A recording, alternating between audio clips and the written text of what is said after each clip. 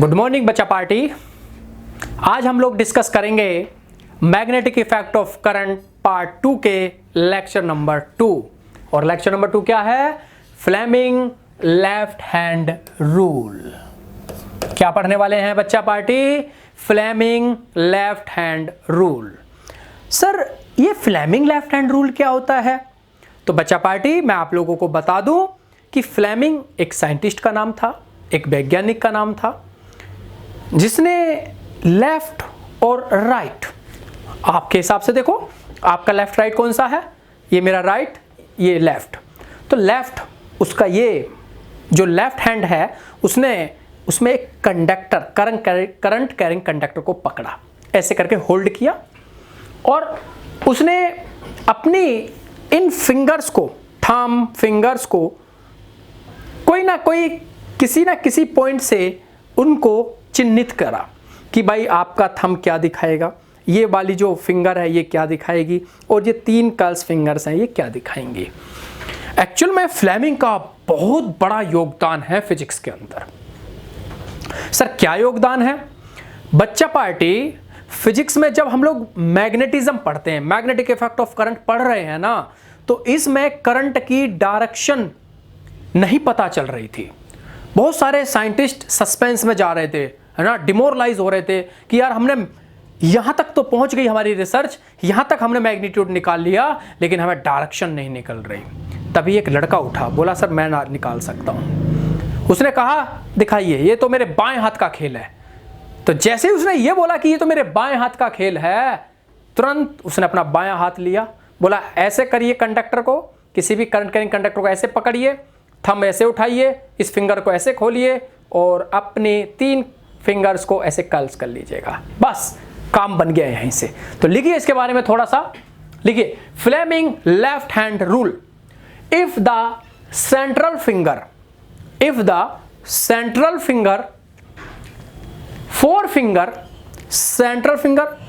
4 fingers and thumb of left hand, आप ऐसे left hand, are stretch mutually perpendicular. Current carrying conductor आपने hold किया, आप देख रहे हैं थंब, जैसे आप इसको स्ट्रेच खींचते हो तो थंब ऐसे आसमान में खड़ा हो जाता है। ये वाली जो थंब है, ये जो उंगली है, ये एक्स डायरेक्शन में भाग जाती है और बाकी ये जो 3 बेचारी उंगलियां हैं ये ऐसे करके कर्ल्स अंदर की तरफ, हाथ के अंदर की तरफ बोलती हैं कि हमको छुपा लो, हमको छुपा लो, है ना बच्चा पार्टी, हम इनको छिपा लेते हैं। तो याद रखिएगा कि जैसे हम इनको स्ट्रेच करते हैं तो ये तीनों एक दूसरे से परपेंडिकुलर, दिमाग में रखना ये शब्द क्या है, to each other and central finger points to current. Central finger किसको? करंट की डायरेक्शन को। किसको दिखाएगी? करंट की डायरेक्शन को।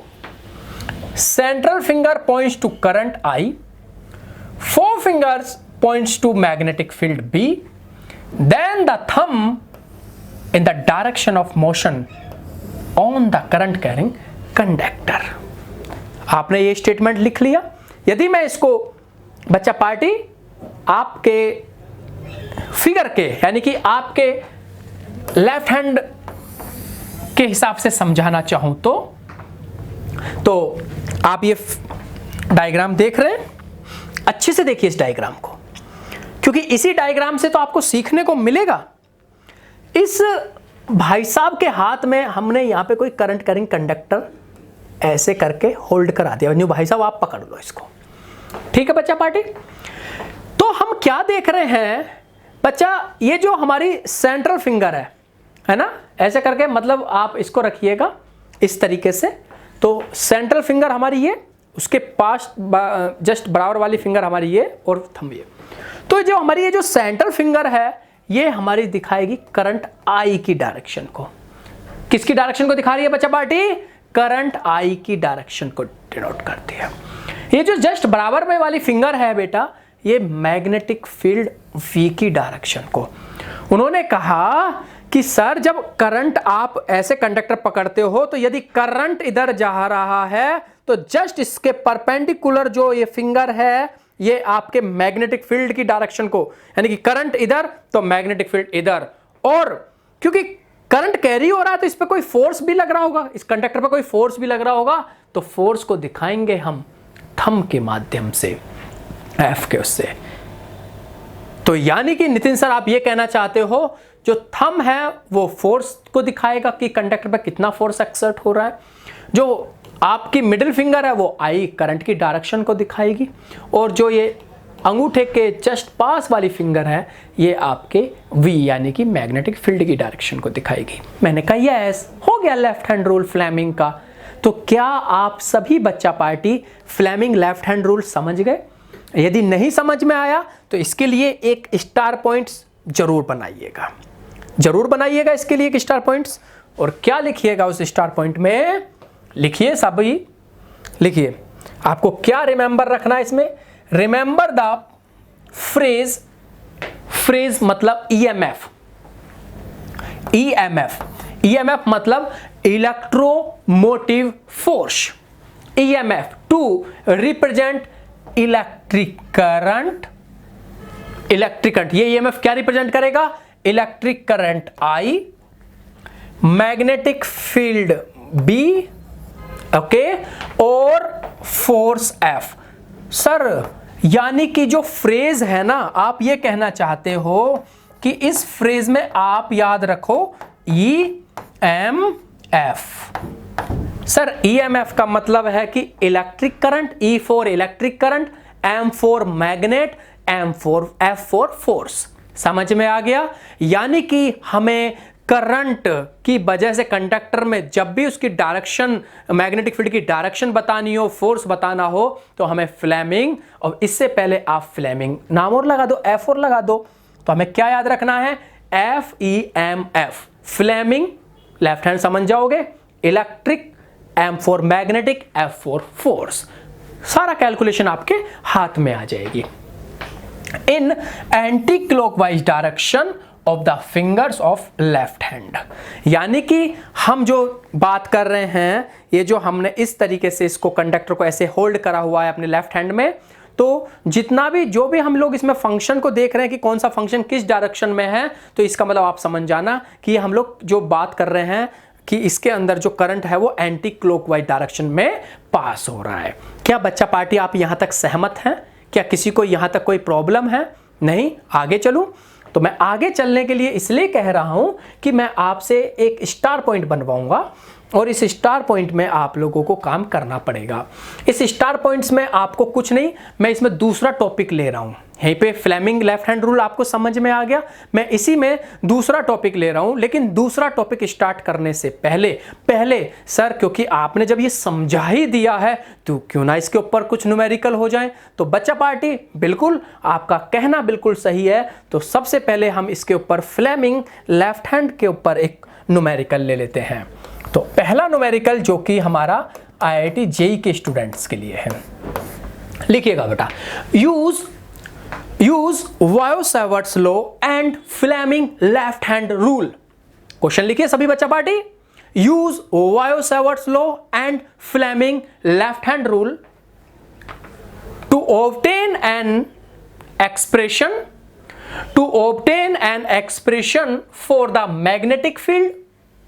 For the magnetic field,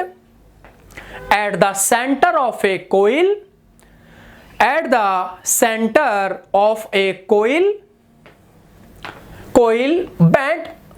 bent in the form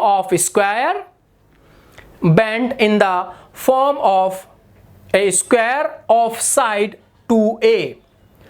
side 2A carrying current I। यानी कि हमें Biot Savart's and Fleming left hand rule का इस्तेमाल करते हुए कि कोई वायर है जिसे बेंट किया गया है स्क्वायर की फॉर्म में, तो हमें उसका मैग्नेटिक फील्ड का मैग्नीट्यूड एंड डायरेक्शन निकालनी है। ओके, क्वेश्चन करना शुरू करें। सबसे पहले बच्चा पार्टी हमें क्या दिया हुआ है? हमें एक करंट कैरिंग कंडक्टर दिया हुआ है जिसमें कोई आई करंट कैरी कर रहा है ना। इसको बेंट करके हमने एक स्क्वायर की फॉर्म में बना लिया, ये रहा, एक स्क्वायर बनाया। इस स्क्वायर का नाम दे दिया ABCD। ओके बच्चा पार्टी, क्या किसी को कोई प्रॉब्लम यहां तक? नहीं। इसमें आपके द्वारा आई करंट हमने पास कराया, ये आई करंट ऐसे पास कर रहा है, ठीक है। तो इसके सेंटर पर सपोज दैट हमें मैग्नेटिक फील्ड निकालना है, तो इसका सेंटर मान लीजिएगा O। कलर चेंज कर लीजिएगा, इसकी खूबसूरती और बढ़ा दीजिएगा।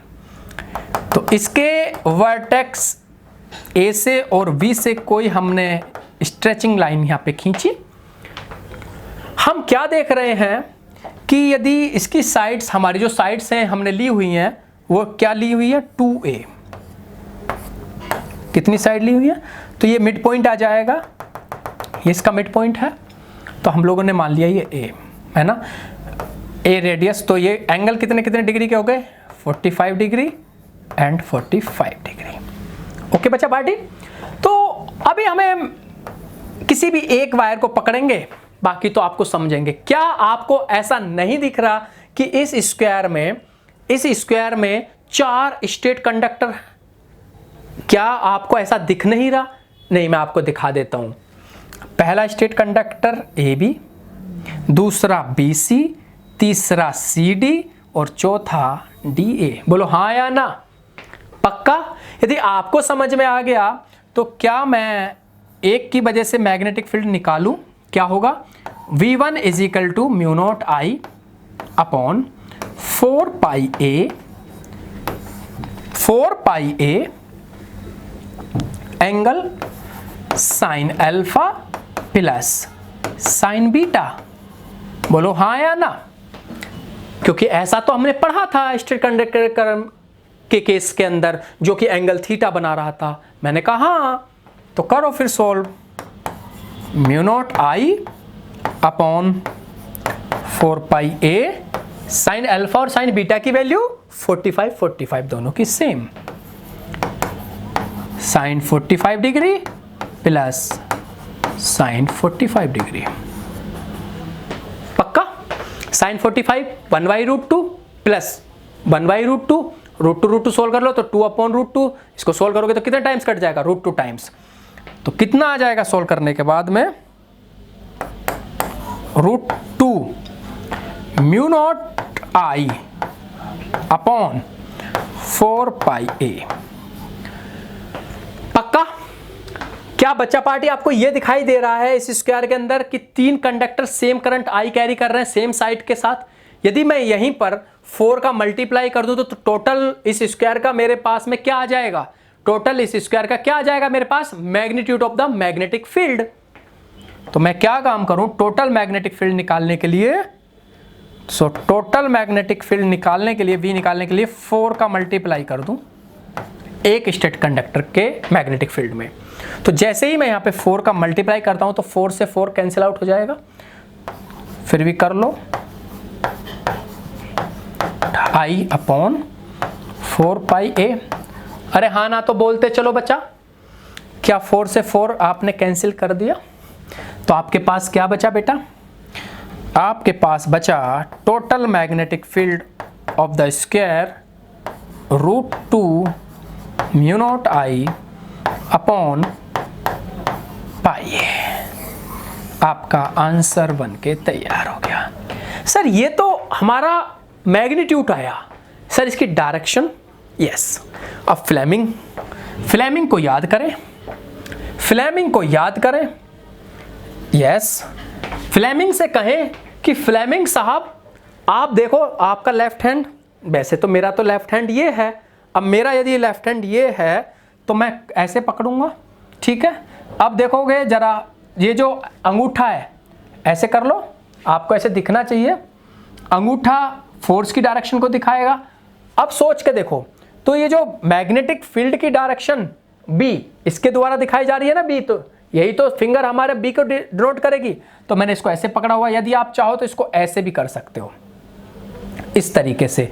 तो यदि आप देखोगे तो ये डायरेक्शन दिखा रही है, ये नीचे की तरफ करंट चल रहा है, तो ये जो फिंगर है ये डायरेक्शन, कौन सी डायरेक्शन है ये कौन सी डायरेक्शन है? Anti clockwise. कौन सी डायरेक्शन है? Anti clockwise. तो आंसर इतना मैग्नीट्यूड, कितना magnitude? √2 mu naught I upon pi A, और डायरेक्शन कौन सी में जाएगा? Anti clockwise. अब एंटी क्लॉकवाइज एक के लिए निकाला है, ये ए बी में निकाला है मैंने चारों कंडक्टर की साइड्स में नहीं निकाला। इसी प्रकार जैसे फिर ये नीचे बेस वाली, फिर इसी प्रकार से ऊपर वाली, और इसी प्रकार से सेम ये वाली। समझ गए मेरी बात? तो आपको एक का मैंने बताया इसके लिए, क्योंकि ये तो टोटल का आया है तो मैं एक साइड का निकाला है। इसी प्रकार से 3 डिफरेंट साइड्स का जो डायरेक्शन होगी मैग्नेटिक फील्ड की वो डिफरेंट होगी। क्या आपको ये बात पूरी समझ में आ गई? बच्चा पार्टी मैं आपको बता देता हूं, आज हमने अपने इस लेक्चर में Fleming left hand rule discuss किया है।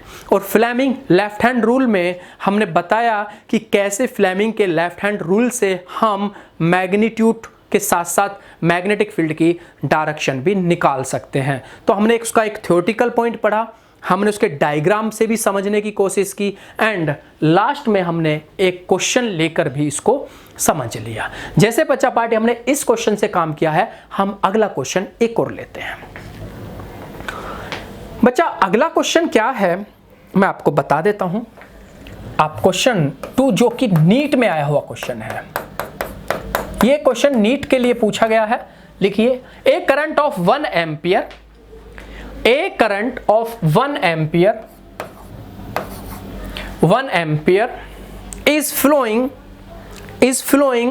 in the side of a equilateral triangle